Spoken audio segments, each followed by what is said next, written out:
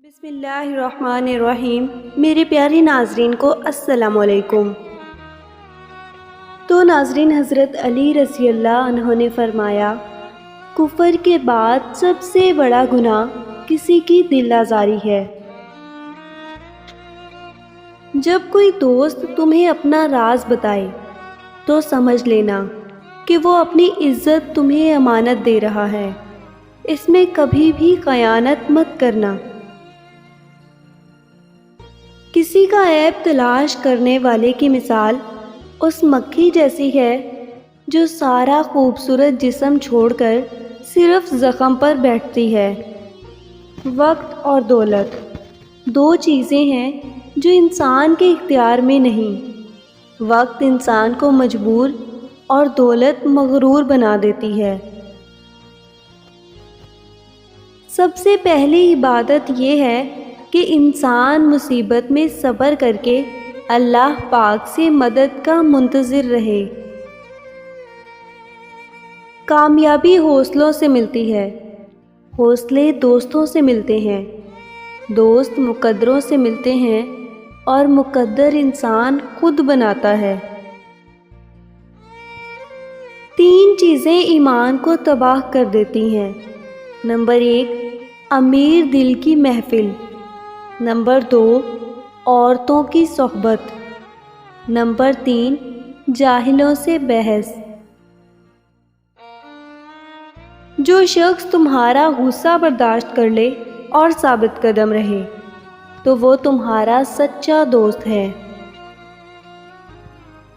جو ذرا سی بات پر دوست نہ رہے وہ دوست تھا ہی نہیں، اور جس کو ایسے دوست کی تلاش ہو جس میں کوئی خامی نہ ہو، اسے کبھی بھی دوست نہیں ملتا۔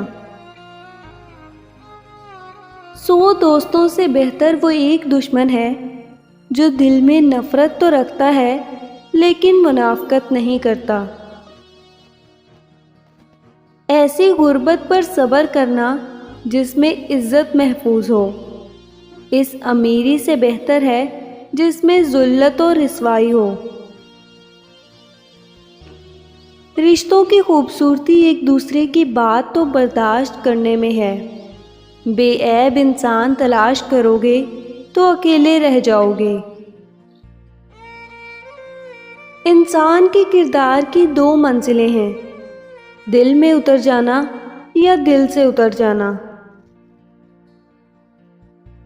زندگی کی اصل خوبصورتی یہ نہیں کہ آپ کتنے خوش ہیں، بلکہ زندگی کی اصل خوبصورتی تو یہ ہے کہ دوسرے آپ سے کتنے خوش ہیں۔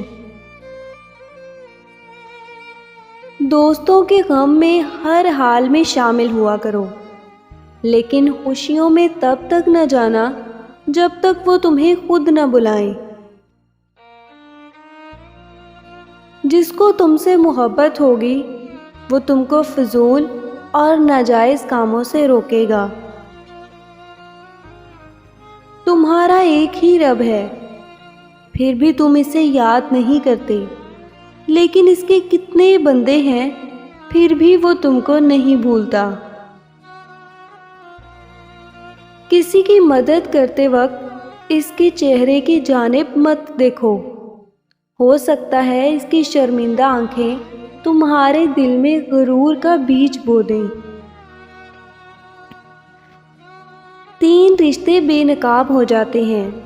نمبر 1، بڑھاپے میں اولاد۔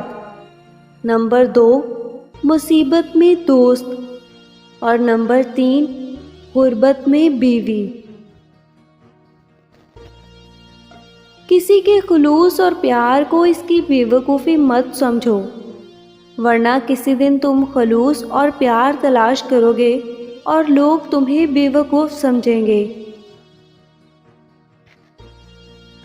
زندگی کو بدلنے میں وقت نہیں لگتا، لیکن وقت کو بدلنے میں زندگی لگ جاتی ہے۔ نیک لوگوں کی صحبت سے ہمیشہ بھلائی ہی ملتی ہے، کیونکہ ہوا جب پھولوں سے گزرتی ہے تو وہ بھی خوشبودار ہو جاتی ہے۔